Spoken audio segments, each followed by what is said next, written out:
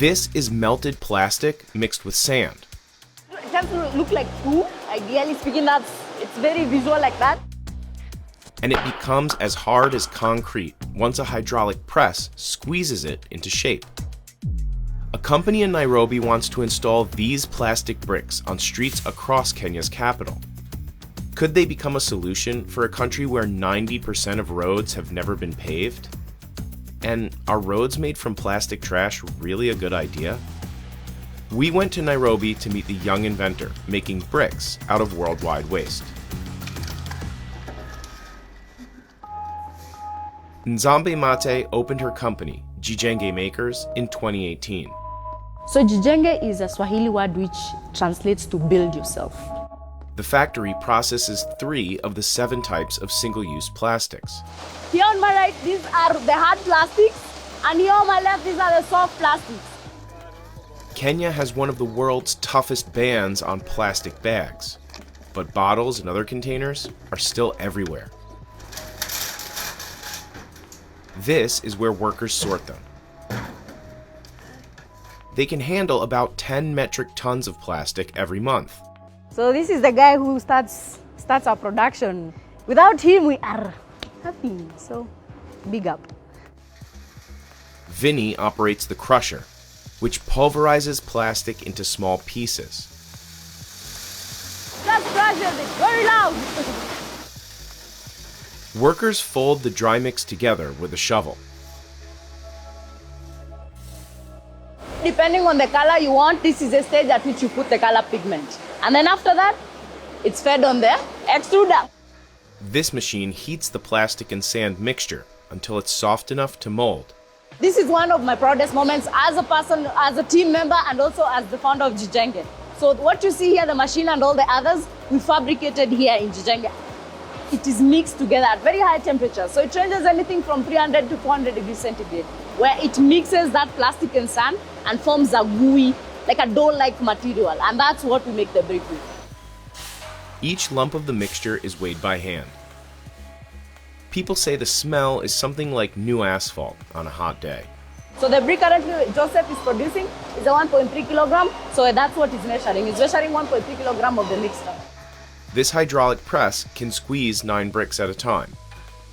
Ideally speaking, it's like baking a cookies. And this here is Lawrence. He's the guy with the magic touch, so I'll let him do his thing. At this point, the bricks need to cool, so they can harden at room temperature. So here's the curing bay. So once we take from the hydraulic press, we feed it in the curing bay, and then after like about 2 to 5 minutes, you have a finished product. Many bricks come off the press with jagged edges. A worker breaks them off on a large stone before adding the finished bricks to a stack. For now, Jijenge's output is modest. We need to increase our production to mass produce what we are doing currently. Right now we are doing like around 1,500 blocks a day. That's about enough bricks to cover a courtyard, like the one at this community center. For me, I think the price is cheaper and affordable compared to other materials used to make pavements. A pallet of 400 plastic pavers can sell for up to $150, depending on thickness. The company says that's about 25% cheaper than bricks made from concrete. We're also working on manhole covers. The other one is roofing tiles. The other one is drainage gutters. And also in addition to that, we're targeting also to improve and optimize the technology. Because I get the feeling we are only doing like a really small portion of it, and there's so much potential that this technology has that we are yet to realize, and this is just the beginning. Turning waste into pavement is an idea that's already caught on in other countries. Construction workers in India have been mixing small amounts of plastic waste into asphalt for decades, making new roads that are stronger and that last longer. But experts say these innovations may increase the amount of plastic released into the environment. Roads are subject to constant abrasion. We drive on them, right? And so roads are actually the primary source of microplastics in the environment. Even on pure asphalt roads, the paints used to make lines contain plastic, and particles rub off the tires on vehicles every time they dry. Now, if we build the entire road out of plastic, or even part of the road out of plastic, that is going to be more abrasion of plastic and more microplastics going into the environment. In recent years, researchers have found microplastics in nearly every sample of our food, drinking water, the air we breathe, and even inside our bodies. Tangri says that any solution that doesn't focus on decreasing the amount of new plastic going into production lets the people who created the problem off the hook. The petrochemical industry would like nothing better than to say we can put it all into roads or we can do something else with it.